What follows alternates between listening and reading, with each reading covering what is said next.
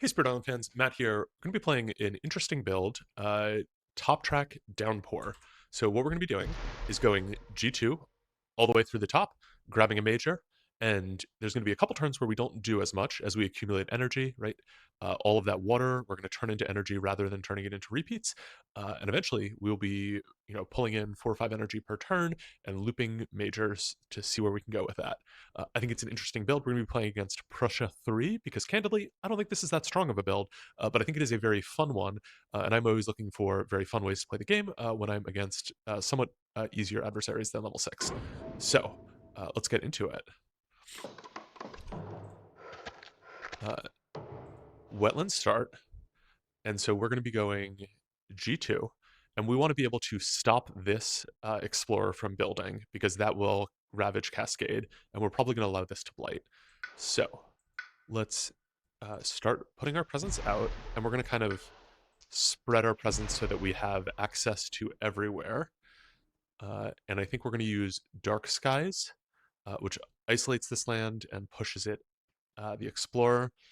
The other option would be something like using Foundations to just kill the town at the end. That's like a reasonable option. Either way, the two that we're going to discard are going to be Gift of Abundance and Unbearable Deluge. And let's play Dark Skies. And we are ready to go. And so one interesting thing is that by next turn, we will have enough to use the first level of our innate, right? Because we're going to have 2 water off of the tracks, 2 water off of G2, and then an air. So we will have the first level of the innate, which grants defend 1 per presence. So we actually are going to be able to defend this, right? Because we can put 2 presence here. So I think it might make sense to place our presence slightly differently. Put it here and use Dark Skies. And then we're going to use Dark Skies to push this Explorer out. Rain and Mud suppress conflict we don't need. Grab the energy from the water. And we are good to go.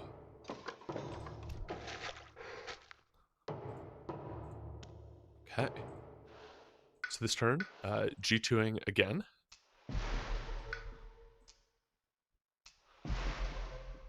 And we do have to discard. And kind of in a rough spot, no card plays, but we do have that passive defend. So we are going to be able to defend for 2 there. And we grab energy. In an inland land at each board, replace an explorer with a town. Okay, so if I do this here, we don't have enough defend. So we're going to want to do it into the 7 mountain. Nothing on the rest of the card is that harmful to us. So let's just do it into the mountain. The Ravage change from Stricken doesn't matter. And we can push an explorer from a land with Zahan. So we're going to push out of here. And we do the 2 damage to the town.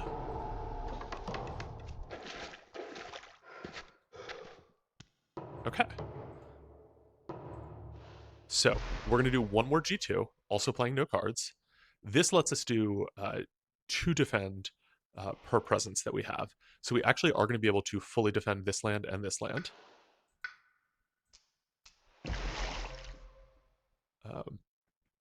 And I actually think that we don't want to place a presence here, because if we use the 2 defend, then we also lose 2 Dahan counterattack. And we would like to have the Dahan counterattack to wipe that, so that because it's a back-to-back, the Explorer will just kill itself and then won't build. So let's put a presence here, because we're probably going to want... so this is going to attack for 5. So yeah, if we put it there, we're very likely covered in that. No cards to discard, and we are all set. Rain and we are grabbing our energy. We're up to 10 energy, which is very nice. Rain and Mud suppress conflict. Okay. Add a wild to a land without invaders and build in the land with the most towns and cities. Cool. That's fine. Destroy 2 explorers among lands with beasts. Love to see it. And Dahan attack at the same time.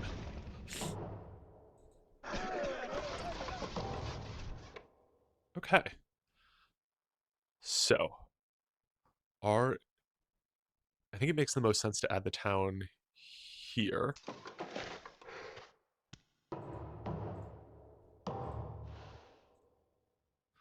So we are now going to be G3ing to grab the 2 energy and the water. So we'll have 4 water to play with, and then we're going to have a major power, which we can repeat. So Downpour can only repeat land targeting power cards. So we are looking for a land targeting major, and we're going to have a total of 12 energy. So if we, for instance, get a 3-cost major, we could repeat that using twice, using both of our waters. Even a 4-cost major, we can repeat twice. So let's see what we get. Force of Living Obsidian. Very fun. I think one downside to Force of Living Obsidian is that Foundation Sink into Mud basically does this already, right? Because you're doing 1 damage to every town or city, and you can repeat it. So that's not that appealing. Fragments of Yesteryear is too expensive for what it is. It removes all pieces and sets it back to the start of the original game. Strangling Firevine is interesting. The ability to destroy all explorers and then add some wilds. We already have a wilds on the board, and we do damage per wild. That could be interesting. And Infinite Vitality stops us from getting Blight, but I think we are mostly in the we're not really actually in the clear for Blight. So we're going to have only the first level of our uh, innate. So this is actually kind of a bad draw, right? We would prefer something that does a little bit more destruction. I don't think Fragments is useful. Infinite Vitality is just like a stall card. So the basic plan for this would be we would take it, use it on the lands that are about to Blight, and then next turn, when we reclaim, gain a power card that's just a major and forget this immediately, which is not the worst option, right? We could repeat this, honestly, on all 3 lands that are about to get uh, ravaged. I mean, that's not the craziest move. It also gives us the right innate because it has a plant. Actually, all of the serious choices do have plant options. So that's nice. We would like something with water, but such is life. Okay. Force of Living Obsidian. The ability to do 2 damage to each invader plus 1 Badlands. That is like a really nice effect. We could use that to just like totally clear out this land and to totally clear out this land. So I'm going to think about that. And so for forgetting, Gift of Abundance is a very strong card. Uh, Dark Skies, our board is like mostly there's invaders everywhere because of the passive approach that we've taken. So the isolate is less useful, and pushing explorer is most useful when you have clear spaces. Everywhere is basically going to build. So I like forgetting Dark Skies, and we're going to add a presence here. So we go Force of Living Obsidian. We have 5 water, so we get 2 repeats. So we can use it once here, which will kill everything because this is going to blight, this will blight, and this will blight. So we're going to lose 2 presence. Yeah,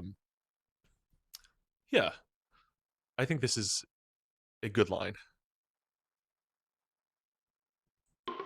So, Rain and Mud suppress conflict. So this is no longer blighting. And actually, 1, 2, 3, 4, 5, 6. This is also not blighting. So we're only taking 1 blight. Great. And then we're going to remove 1 blight and gather in this Dahan. Okay. Dahan and towns don't participate in Ravage. That's fine. 1 fear if any Dahan are in lands with towns or cities. We do get that.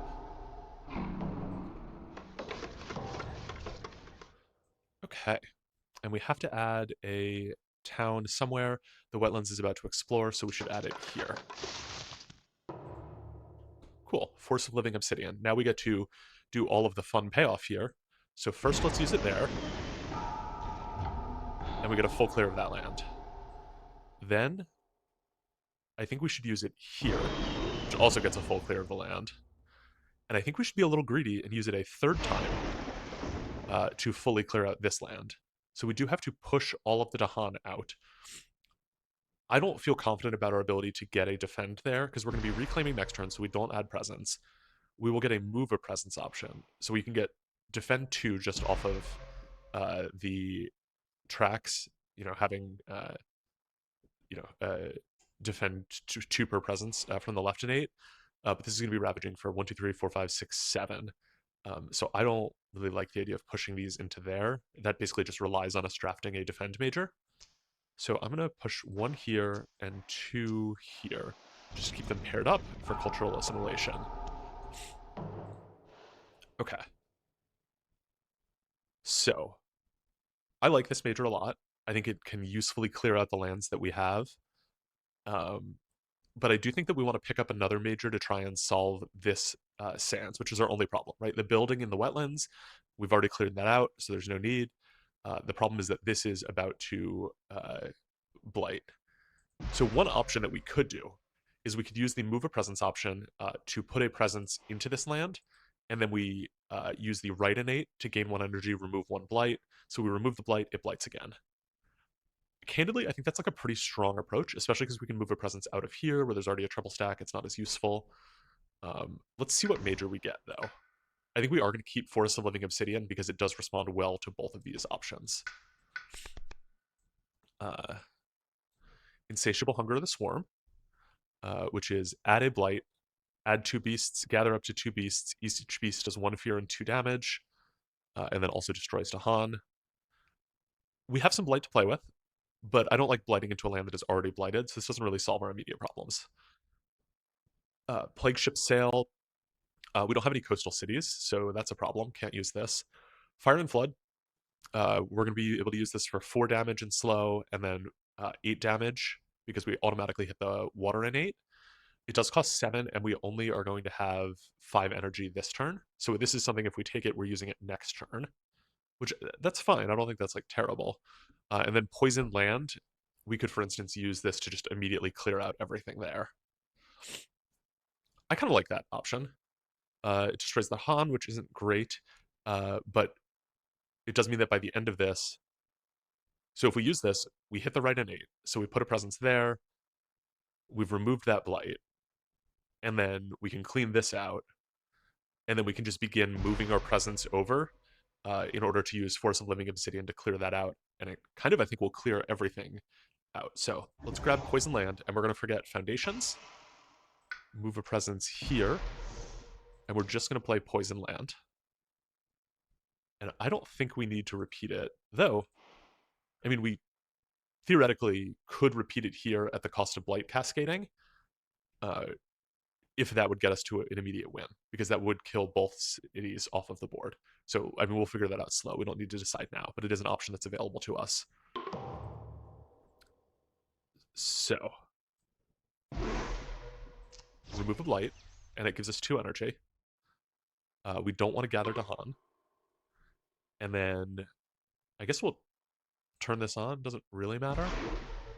We're probably going to take the energy. I'm not sure that we're going to repeat the Poison Land, but we don't have to decide until later. Okay. Ignore 1 Strife. Does not matter. Defend 2 per Dahan. Skip all build-up actions in lands with cities. Doesn't matter to us. Each player pushes up to 1 explorer or town from a land not matching a build card.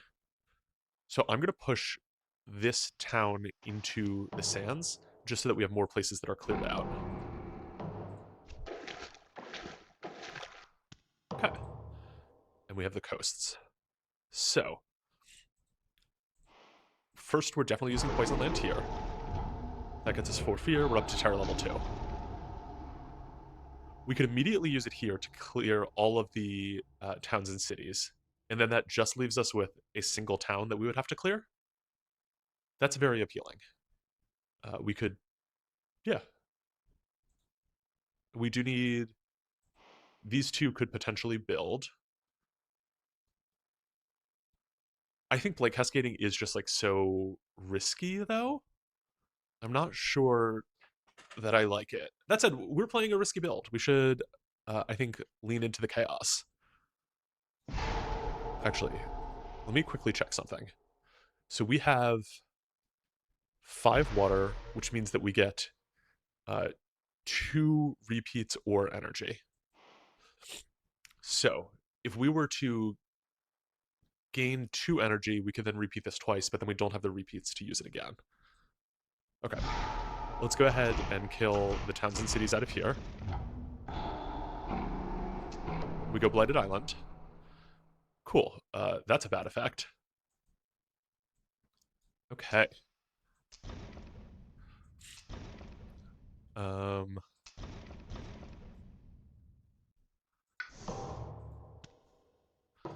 Great. Now we're going to be building 3 cities. This was a blight card that was very bad for us. So if you remember back 30 seconds ago when I said this was a risky play and it might not be a good idea, should have listened to that voice in my head. That said, we do have a very effective defend, right? Unbearable Deluge plus our left innate is a very strong pair together. We can also force of Living Obsidian to start cleaning stuff out. So I think what I'm going to do is G2 to use Force of Living Obsidian here and then here, for, discarding these two, and then we reclaim next turn, and then use Unbearable Deluge to defend this. So I think that line makes a lot of sense.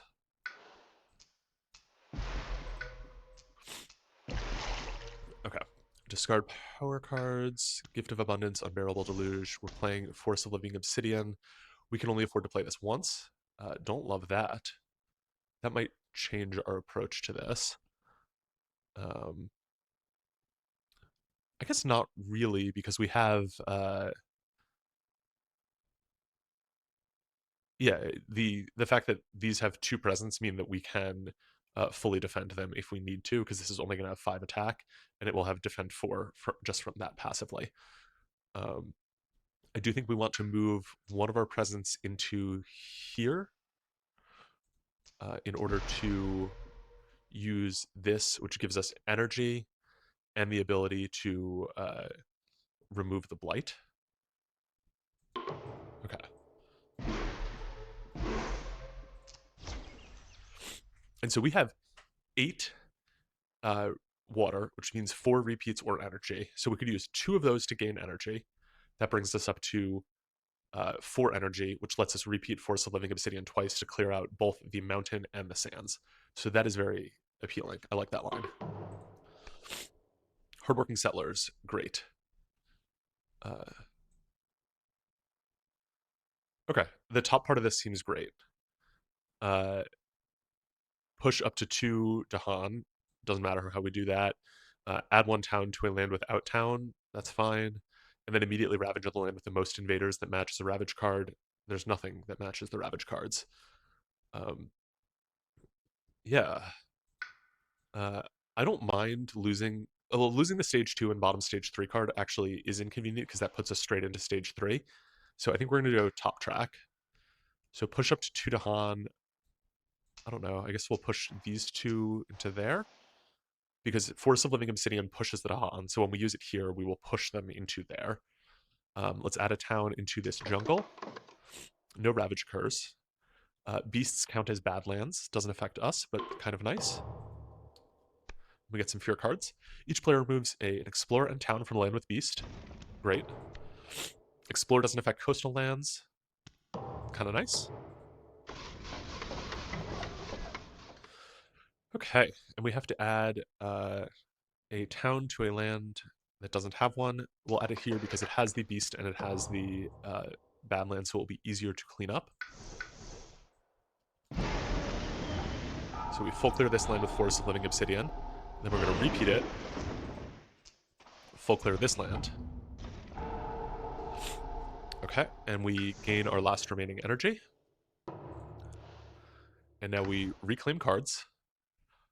I don't think that we want Poison Land anymore, because we now have enough Blight on the board that this card is inconvenient. So I think it makes sense to fish for a major. Pent-up Calamity. We have a whole bunch of lands that have tokens on them. Beasts and Badlands aren't affected by Pent-up Calamity, so actually we only have 1 land where this is useful. So that would be 3 mana to clear a town. That's not a great efficient line. Trees and Stones speak of war. For each Dahan, 1 damage and defend 2. That enables us to full clear this land. That said, I do think that we kind of mostly clear it with Unbearable Deluge anyway. So not really sure. I mean, I think this is the best card that we've been offered. And Twisting Flowers, Murmur, Ultimatums. We're not going to hit the threshold, which means it's just Fear. Fear's kind of nice because we're pretty close to Terror level 3. But I think because we are so close to Terror level 3, Trees and Stones Speak of War also just kind of ends the game for us. So we'll move 1 presence, just play trees and stones, and we are going to hit there, kills the city, and we get a clean victory. So this is top track Downpour. This is a build that has a lot of variance, but I think it's a very fun build, and it is surprisingly consistent up to like adversary levels 3 or 4.